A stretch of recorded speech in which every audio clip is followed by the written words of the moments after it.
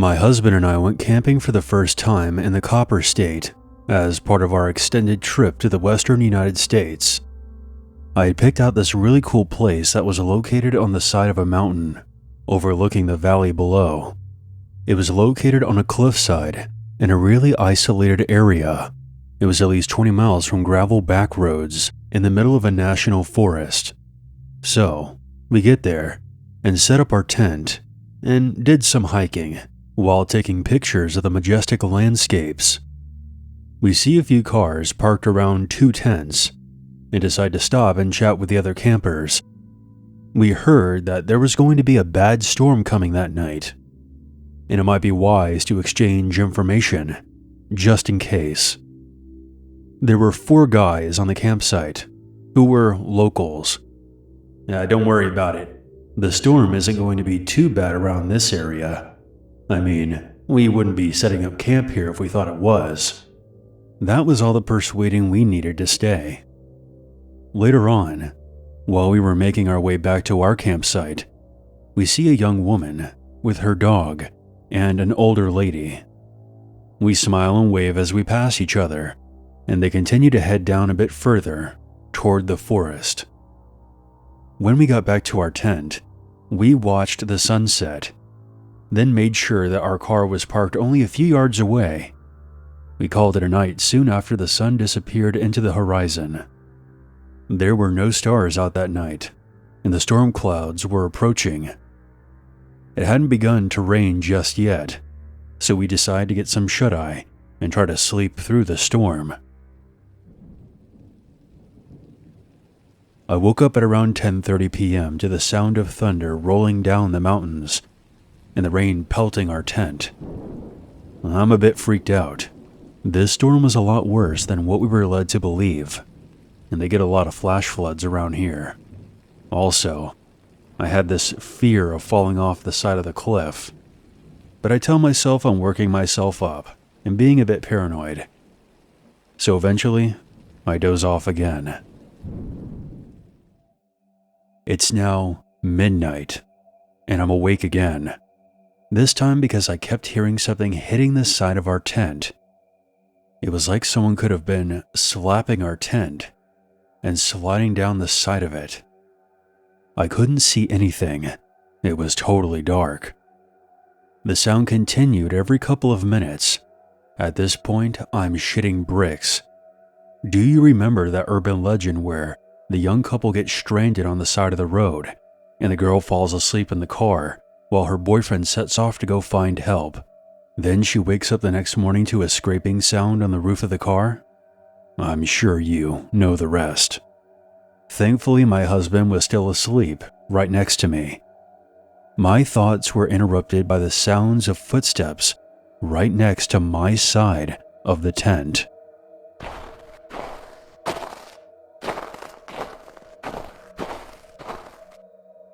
They were slow, but steady. I felt my entire body freeze up. I seriously started thinking about how this was it for us. We were going to die out here in these woods. My heart was going like a generator. I could literally hear it thudding against my rib cage. Then, whoever was there let out a deep sigh on the opposite side of the tent. Maybe it was a bear. I squeezed my husband's hand really hard until he wakes up. I don't know why I thought he was a mind reader, and was kind of assuming that he'd know I was trying not to alert whatever was outside the tent. Instead of reading my mind, he blurts out, "What's wrong? Why are you squeezing my hand?" Right as he says this, the movement outside stops. After a while, I break out of my frozen state and tell him what I heard. We both decided it may have been an animal passing by. However, our tent kept getting hit every so often, and I'm starting to go a bit insane. We convince ourselves that it's just pines falling from the trees above us, and try to go back to sleep again. Surely if someone was there, they wouldn't be just standing outside the tent, methodically smacking it every 5 minutes. Would they? We just need to make it through this one night. Then we'll be laughing about this in the morning. A couple of minutes go by, and then the most terrifying thing happens. The tent caves in on my husband's side, right on his head. I felt my heart instantly sink, and I'm losing my mind, thinking that a bear just sat on top of his head. He pushes back, and we hear the familiar noise of something sliding off our tent, the same thing I had been hearing for the past few hours now. It had been snowing outside, and the sound that we heard hitting our tent was ice falling from the trees. And yes, it does snow in Arizona, especially in the high altitude regions, which we were in. Our tent was covered in thick ice, and my husband pushes the tent from the inside until all of it slides off. We were still determined to make it through the night, and were a little relieved that it was just ice and not the cocaine bear. We tried to get some sleep until sunrise. It was now J-station o'clock at this point, 3 a.m. Not even 30 minutes after we settled back down, my literal worst nightmare happens. Out of nowhere, we heard a woman screaming.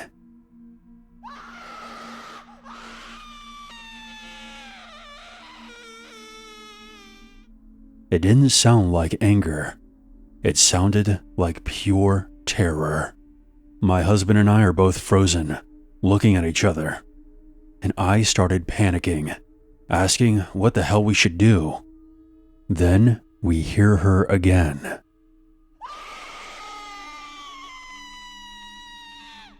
The screaming was followed by a car speeding off into the night. I'm in tears at this point. We had no idea what was happening. It was dead silent now, except for the icy rain still hitting our tent. It definitely sounded like she wasn't in the car. It was more like she was desperately yelling after it. This was the breaking point for us. I could take the bad weather. I could take the possible bear outside my tent. I could even take the ice falling on our heads in one of the warmest states in America. But one thing I can't, and will never be able to handle, is a woman screaming bloody murder in the middle of the pitch-black woods at 3 a.m. We decided to get the fuck out of there, and even contemplated leaving our tent and booking it back to our car. But instead, we tried to stay level-headed and grab our valuables and put them in the car first. Too expensive to just leave behind.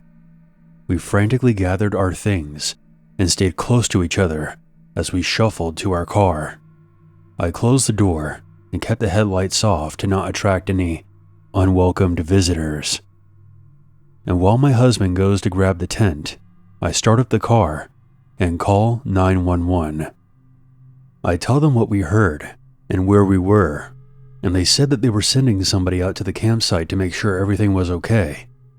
The only thing is, we were literally in the middle of nowhere, and it will definitely take them more than an hour to get out there. Not to mention, the storm left those gravel roads in pretty bad shape. So my husband and I decide to start driving. It's about 3:30 a.m. now. As we were driving out of the campsite, my husband notices one last eerie detail that stuck with me. The 4 guys that we talked to earlier had left. All 3 cars were gone now, but their tents remained. Looked like they sure left in a hurry. It was only after we started driving that the thought occurred to me. Whatever was walking around next to our tent may not have been an animal after all. It very well could have been someone lurking around in the dark who decided to go after the girl we had previously seen on our hike. I'm not quite sure what went down on the mountain that night, but I hope that everyone got out okay.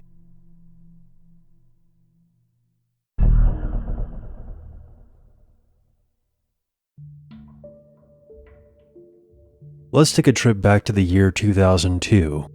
Tom Brady had just won his first ring, WWE didn't suck, and all the cars had these little booklets full of CDs under the driver's seat, or you had a CD sleeve under the visor if you were really cool. I attended a private school in Tucson. I was invited to spend the weekend at a friend's house up in Phoenix. Our parents knew each other well, and I wanted to get out of Tucson for a while. So I packed up my bags and we headed up to Phoenix. My friend's parents were the country club type, so they quickly disappeared once we got there, and we quickly got up to no good and met up with some of my friends' friends. They invited us to come hang out with them. Since we literally had nothing better to do, we, of course, accepted. There were 5 of us total. One of the guys borrowed his mom's Toyota Camry, and we went cruising around downtown Phoenix. We were drinking beer, smoking pot, and listening to loud music. Just having a good time. Once things began to wind down, we decided to head back. We were stopped at a red light when a black SUV pulled up alongside us. The windows were tinted, so we didn't see what the driver looked like. The driver then rolled down his window, and we saw that he was wearing a pair of aviators with a ball cap on. He then flashed a handgun at us, then yelled something that we couldn't understand. We didn't wait for the light to turn green. Our driver tried to speed through the intersection and lose the SUV, but that wasn't happening. The engine was already sputtering even before we got to that red light. The SUV then started tailgating us. As we tried speeding up and making some quick turns to lose him, but no luck. He was easily able to keep up with the Camry, which sounded like it would give out at any moment. We ended up accidentally cornering ourselves when we pulled into a power voltage station entrance. There was no way to cut through. The headlights of the SUV were shining into the car's cab, making it difficult for us to see. The driver of the Camry put his hands up, signaling to the rest of us that we were pretty much fucked. We then heard the driver of the SUV exit his vehicle and start walking over to the driver's side window. None of us said a word. The driver's window had already been rolled down because of the joint we lit up earlier, and soon we saw a figure standing right outside the driver's side door with his handgun at his side. I was sitting in the back passenger side seat and could see that the driver just kept looking straight ahead. I can't imagine how scared he must have been in that moment. It was then that it occurred to me that all 5 of us could die out there that night. What happened next was a miracle. "Sorry, kid. I thought you were someone else." The man then casually walked back to his SUV, got in, and took off. We all just sat there in total shock. Apparently, the driver of the SUV thought our driver was somebody he knew, and we can come to the conclusion that since he flashed his pistol at us and chased us all over town, that his intentions were not what I would call good. We were scared shitless. We headed back home and didn't tell a word of this to my friend's parents, because up until that SUV encounter, we were having a blast and wanted to do it again sometime. We didn't call the cops that night because of the containers of open alcohol and the marijuana in the car. Recreational use was absolutely not legal in Arizona back then, and we would have definitely taken a trip to jail that night. But Phoenix can be a very dangerous place. In recent years, the drug problem there has only gotten worse and has exacerbated the crime element. If you plan on visiting, just be alert.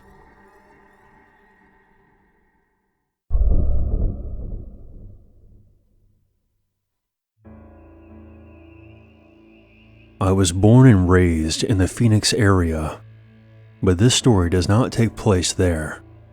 It's funny how some people think that Arizona is just one massive desert, but there is actually a fairly large section of the northern part of the state that is mostly forest. This story takes place about 15 years ago, when I was 8. It was the 4th of July, and my blended family decided to go to one of these northern parts known as Sedona. We'd go there pretty often, and it was a fairly safe area compared to some other parts of the state. So when this experience happened, it gave us goosebumps because it took us by surprise. Not only was it a close call, but it was an event that could have changed the course of my life. We went to a spot that had access to a river. I honestly can't remember the name of it, and my parents don't remember exactly where it was, but the layout is still clear in my mind. You would pull off a main road onto a cul-de-sac until there was a pavilion with those long green tables, which was located on top of a hill. From there was a downhill slope where there was a long path of rocks with thick bushes lining it. Beyond that was the river. We went down there that day to swim and have fun. There's one thing you should know about me. I love collecting rocks, and often lose track of time while doing so. I look for geodes, fossils, and arrowheads. We didn't see any people aside from the occasional car, and also 2 hikers passed us to get to another trail. After a full day of playing, most of the family went into town to get some barbecue, while my stepmom, one of my sisters, and myself stayed behind. I explored for what felt like 30 minutes after my dad left, and was out of sight of the pavilion. I then heard a gunshot in the direction of the pavilion, where my stepmother was. For a bit of context, we aren't insanely obsessed with guns, but my dad always made sure that my older siblings and my stepmother knew how to use one.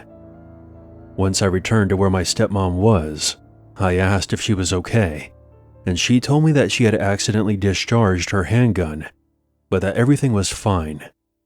But it turns out that was not what happened at all.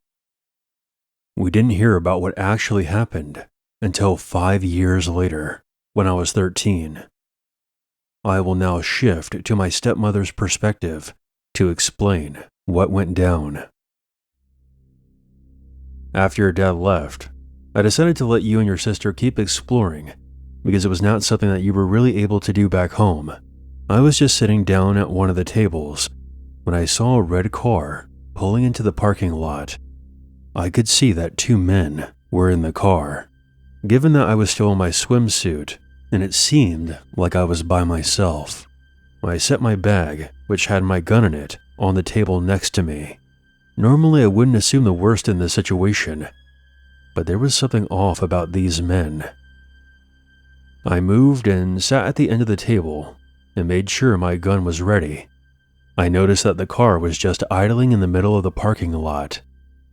There were plenty of empty spaces if they wanted to park, but they were just sitting there, looking at me. The car then slowly pulled into an empty spot, closest to the pavilion. I was waiting for them to get out, but they just sat there for about 3 minutes. I then pulled out my phone, which didn't have service at the time, so I just pretended to have a conversation with someone, trying to act like I wasn't alarmed. With the engine still running, the 2 men emerged from the vehicle. They were both wearing really nice clothing, with clean haircuts, trimmed beards, and nice sunglasses. I thought I recognized them from somewhere, but I couldn't figure out where I had seen them before. Suddenly, one of the men started calling out to me. I honestly couldn't fully understand what he was saying because he spoke with a thick accent. They began approaching me, but they didn't walk together. One of them started going around the pavilion, while the other one came from the opposite side, almost like a tactical maneuver. At this point, I knew I was in a bad situation. I don't know what you 2 want, but you better back away. No, I don't think so, beautiful. I think you need to come with us now. I was in shock, but not frozen in fear. When they got about 20 feet away from me on both sides, I pulled out the gun from my bag and pointed it at the one to my left. I'm not going anywhere with you. Now back the fuck off. Suddenly, the one on the right rushed at me. and I quickly turned and fired a shot at the ground next to him. In that very moment, he stopped in his tracks, and the other one stumbled backward and fell down. His sunglasses came off so I could see his face, and my stomach turned. I recognized him as one of the two hikers from earlier.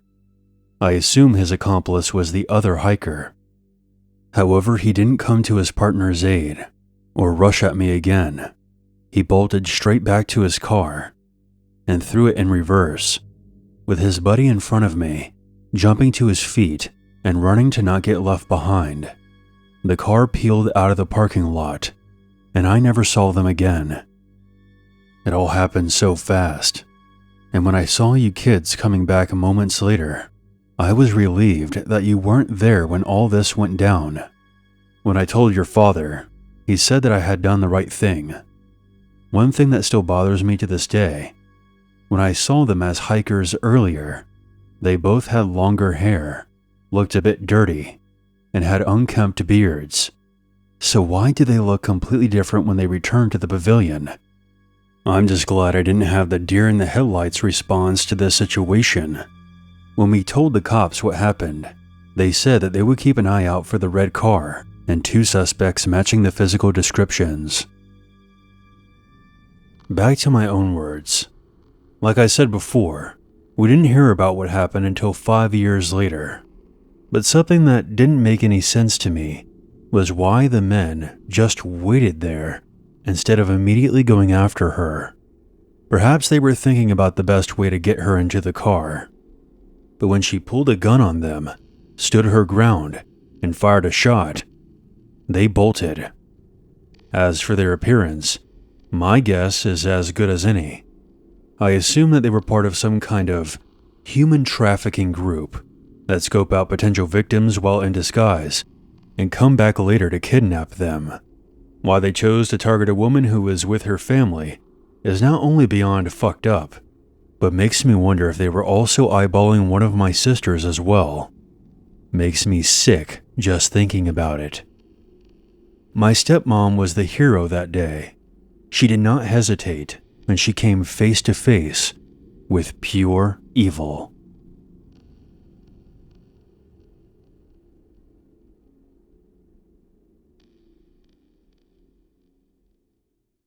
There's always a reason to be afraid.